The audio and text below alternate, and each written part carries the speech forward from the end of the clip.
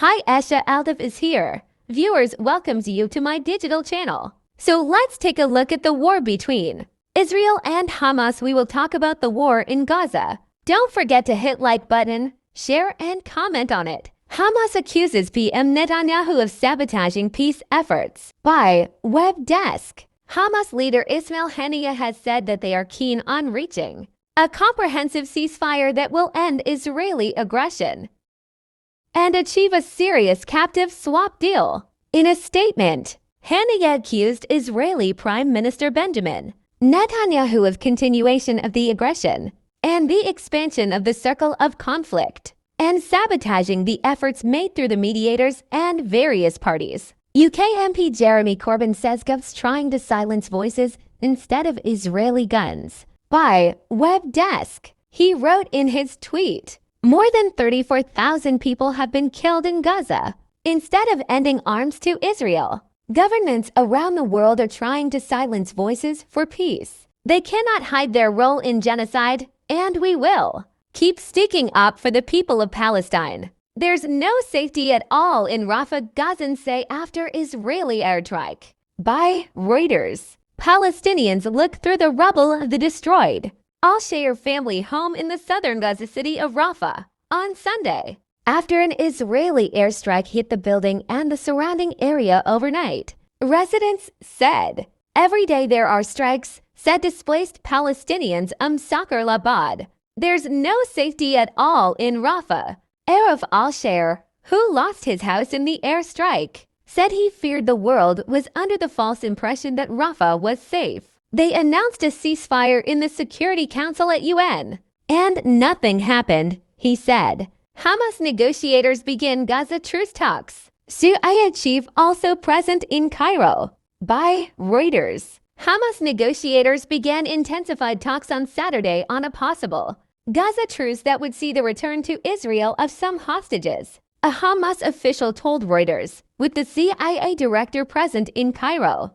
The Hamas delegation arrived from the Palestinian movement's political office in Qatar, which, along with Egypt, has tried to mediate a follow-up to a brief November ceasefire amid international dismay over the soaring death toll in Gaza and the plight of its 2.3 million inhabitants. Taher al-Nono, a Hamas official and advisor to Hamas chief Ismail Haniyeh, said meetings with Egyptian and Qatari mediators had begun and Hamas was addressing their proposals with full seriousness and responsibility. However, he reiterated a demand that any deal should include an Israeli pullout from Gaza and an end to the war, conditions that Israel has previously rejected. Any agreement to be reached must include our national demands, the complete and permanent ending of the aggression, the full and complete withdrawal of the occupation from Gaza Strip, the return of the displaced to their homes without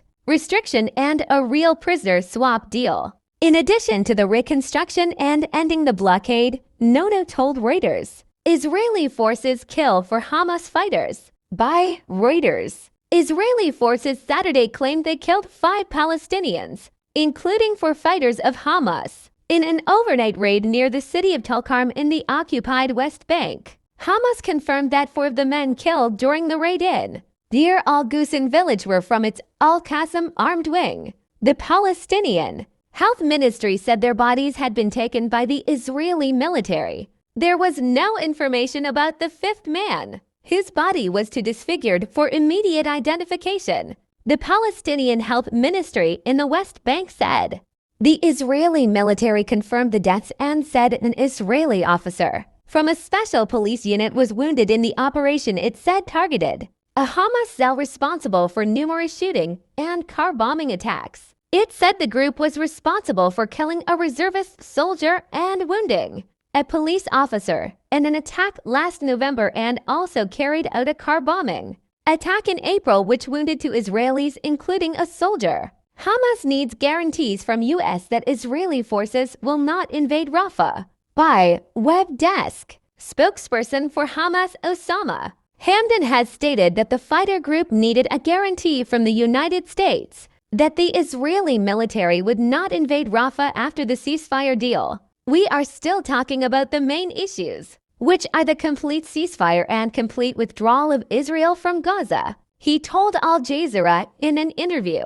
Unfortunately, there was a clear statement from Netanyahu saying regardless of any ceasefire or not, he'll continue the attack against Rafah, which means there will be no ceasefire. Our understanding to achieve a ceasefire means there will be no more attacks anywhere in Gaza, including Rafah, he said. Several dozens arrested in weekend of protests on U.S. campuses by Reuters. Police on Saturday arrested at least 25 pro-Palestinian protesters and cleared an encampment at the University of Virginia. The university said in a statement, as U.S. campuses braced for more turmoil during graduation celebrations, tensions flared at UVA's campus in Charlottesville, where protests had been largely peaceful until Saturday morning, when police officers in riot gear were seen in a video moving on an encampment on the campus, lawn cuffing some demonstrators with zip ties and using what appeared to be chemical spray. A group called UVA Encampment for Gaza that said earlier this week it had set up the encampment condemned the university's decision to call in police in a post on Instagram. Dozens of people were arrested for criminal trespass outside the Art Institute of Chicago at a demonstration on Saturday after the institute called in police to remove protesters it said were illegally occupying its property. The Chicago Police Department said on X, many of the schools, including Columbia University in New York City, have called in police to quell the peaceful demonstrations. Police have so far arrested over 2,000 protesters at colleges around the country. If you liked the video, don't forget to like, share, and subscribe.